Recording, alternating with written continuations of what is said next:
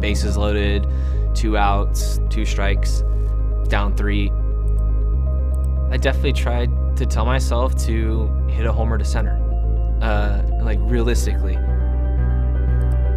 Hit it as far as you can to center field.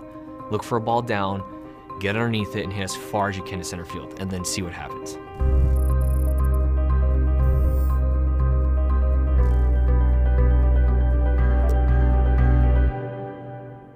I just go back to the inning and play it out. The last chance for the Cubs, trailing by 3 tonight. I try to play the scoreboard always and let the game come to me. And it's a different thing when you're down by 3, 1 out, already, nobody on. You just want to keep the line moving. Try and do anything you can to get on base. I've been facing him since my first year in 2010, since I was a rookie. So just going into this moment, I know that he does have crazy numbers against lefties. He's more confident. I feel like that kind of plays into his arsenal. He made a good pitch, first pitch of that at bat. I feel like he wasn't ready to give in. And for me, it was just like, just try and get a pitch in the zone, take what the game gives you. As Hayward chops one off the plate, Defoe's got to hurry, and he loses the handle. The new guy, it always finds you. They just put the replacement in. Defoe came in to play second. This is a really difficult game that people think is easy. It's not. It's very hard. There we go. Now we're in business. We got something happening. You don't know what's going to happen with the next guy, but at least we got to start. Bottom of the 9th, 1 away. Almora at the plate. I hate being the last out of the game, man. It's one of my biggest pet peeves. So I'm kind of thinking of, I don't want to be the last out of this game. The hit I got was not a big hit, but it ended up making this pitcher have to focus on me, like just that much, to where he's going to lose some control.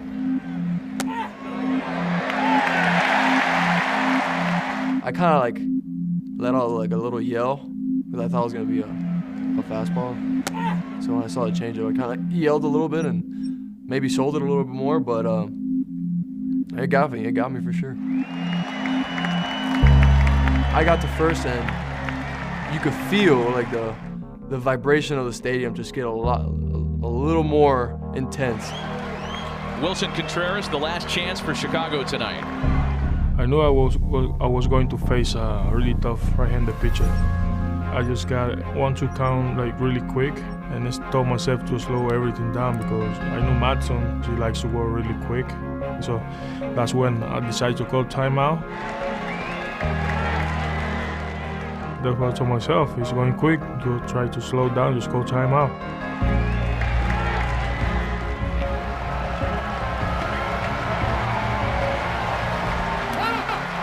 Cat and mouse game going between Contreras and Madson. Yeah. That was part of the pre-series meeting, that if he gets in the game to do things like that, because it will bother him. Some information like that may come from a guy that had played with Madson in the past. He had seen it specifically, so he might get some insider stuff like that. I called timeout again right there. I don't remember what the umpire told me. Wilson, God, who plays with his heart on his sleeve more than he does. He's not worried about offending anybody's sensibilities right here. He's just doing what he thinks is right, which I love about him. That's the way I play, like compete and try to win every single pitch, and it works.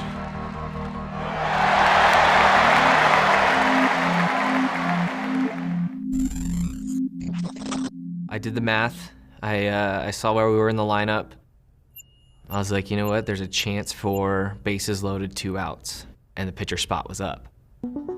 I went down to the tunnel, took 2 swings, and I was like, you know what, I feel good. I feel right where I need to be. I came back up, I saw Jay Hayes' ball, and then Almora got hit, and I was like, okay, this is kind of happening, and then I saw Wilson was on deck. You know, I was righty on the mound. I was anticipating that it could be being the righty-lefty matchup. And I was like, you know what, there's a chance for a pinch runner. Let's go get your legs loose again. The type of pitcher that Madson is, I actually like righties on him better than lefties. Chopper, left-handed with Hayward, and hit batter, right hitter. So I think he sees lefties better than he sees righties. He has the kind of stuff that David could hit. I don't want to empty the box of secrets right here, but I thought it was a good matchup. I went down to the tunnel to get the body moving again, and Hyder comes down. He goes, Bote! And I was like, what? He's like, yeah, I'm running. He goes, you're on deck. And I was like, all right, let's go. Should it go any farther, David Bote waits on deck for Chicago.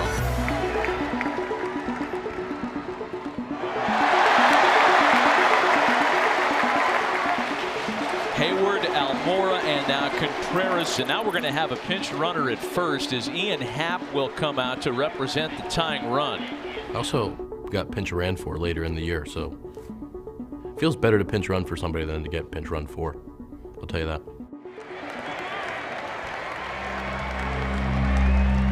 The pitching coach comes out. I'm in my thoughts. I'm in my head. He's probably saying, hey, get the ball down. You can't get beat with a ground ball. And that's where it's like, they're probably going to go down there, so you go down there too, but get it up. Like, get underneath it and get it up in the air and get it out. As I walked up to the plate, I could hear the chants, but then once I got in there, everything went silent. As weird as that sounds, but it's true. Dip my foot in, kick the dirt, move my jersey, look at my bat. Deep breath. And I go, hit as far as you can in center field. I was ready to go right away. Like, that's where I wanted it. I was like, okay, that ball's middle away, down. Okay, stay back. Let it get there. Like, stick to the approach. Hit the ball as far as you can in center field. Close, very close. He's sticking to his plan, and I'm sticking to my plan.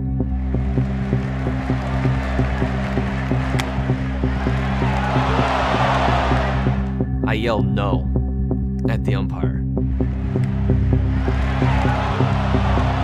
No! And I was like, can't do that. like, you're a rookie, you can't do that. Like, hold back. And I was like, I wanted to like say like, I'm sorry, like I didn't want to show you up, which it doesn't look like I showed him up, which helps, because then like nobody else knows it. It's done. Like, can't change it. You're 1-2, that's what it is. So get back in there and battle.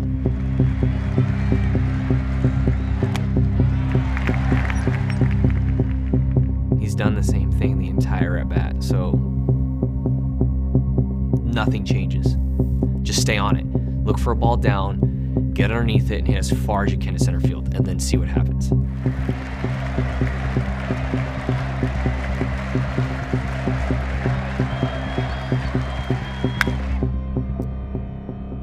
When you're looking for it and you're like, hit as far as you can to center field, and then you actually do it, it's not really a better feeling when you make that contact.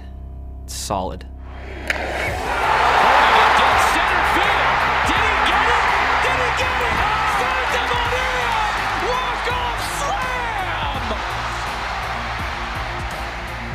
He hit that ball. Everything froze. That's ball game. He crushed that ball. I looked back and I thought this game's over. We're down 3, which means I'm the tying run. So as soon as he hits that ball, I am at full sprint. I think I slapped Butterfield on the ass before the ball got out of the park because I was trying so hard to tie the game. I was yelling, let's go, sprinting, get here, and Javi pulls me down. Boom! My jersey didn't rip. So I'm on the ground and they're pulling me up, ripping it. The biggest thing it does, it really bolsters your confidence. And to do it in front of Bill Murray, my God.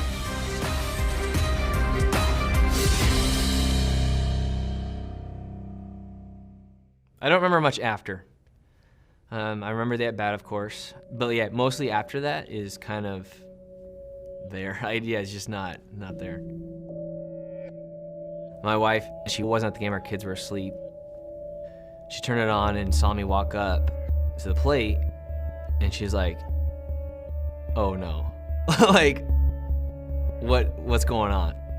Our place overlooked Wrigley. She opened up the doors and she watched it. She watched the at-bat unfold. You know, saw me hit it, and she just stood out there listening to them sing "Go Cubs Go." As a kid, you dream about that moment. To then do it, pretty cool.